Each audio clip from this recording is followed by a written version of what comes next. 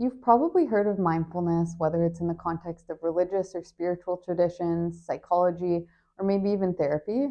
Perhaps your therapist has suggested it as a coping strategy or has integrated it into your sessions. Mindfulness originates from ancient Buddhist contemplative practices, and it refers to present moment, non judgmental awareness of one's experience. In the past 40 to 50 years, there's been a huge growing interest in mindfulness in the West. There's been a big explosion of research conducted on the topic, with much of it examining the beneficial effects of mindfulness on physical and mental health. It's even been incorporated into several now popular therapeutic approaches, including mindfulness based cognitive therapy, mindfulness based stress reduction, dialectical behavior therapy, and acceptance and commitment therapy, some of which are used by some of the clinicians here at Medipsy. Mindfulness can be conceptualized as both a trait and a state. So, a dispositional trait, like agreeableness or extroversion, for example, exist on a spectrum, and we all naturally differ in our levels of any given trait. That's what makes us individual. So, mindfulness as a trait refers to one's innate or natural ability to pay and sustain attention to one's experience. So, some people are just naturally a little bit more adept at this than others. Higher trait mindfulness may be linked to higher self esteem and positive emotions, as well as reduced rumination and difficulty regulating one's emotions. State mindfulness, on the other hand, refers to the extent to which one is paying attention to one's experience in the present moment, rather than their sort of general ability to do so.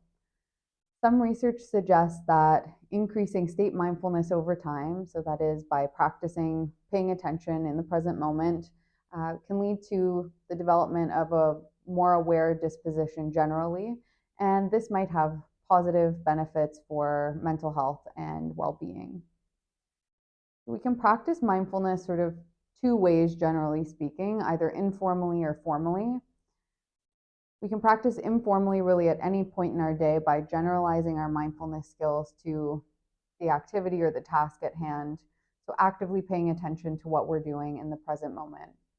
So you can think of, for example, eating a meal mindfully might involve removing any distractions and actively focusing on the tastes, smells, textures of your food, and really savoring every bite. Formal practice, on the other hand, typically refers to deliberately setting aside time to cultivate those skills. And this is generally done through more focused or structured practices, for example, seated meditations, body scans, walking meditations, or even certain movement practices like yoga or Tai Chi. So I'll briefly review some of the benefits that mindfulness can have on mental health. And I'll preface this section by saying that much of the research that's been conducted on mindfulness has focused on more of these formal practices, so seated meditation, for example.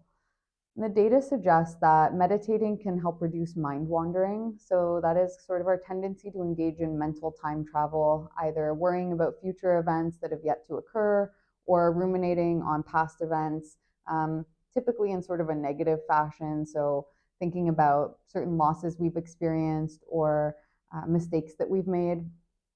This is really important because these thought processes or cognitive processes are involved in many mental health issues, most notably depression and anxiety. It can also increase our ability to notice how we interpret situations and to reinterpret them in more realistic or helpful ways. Being more mindful can make us less reactive and give us greater control over how we process and regulate our emotions.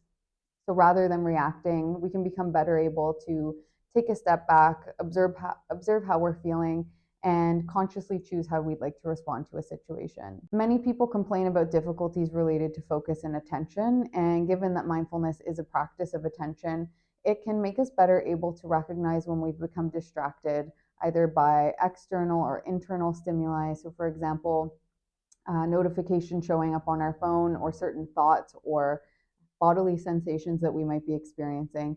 And we can become better able to bring our attention back to the present moment as well as the task at hand.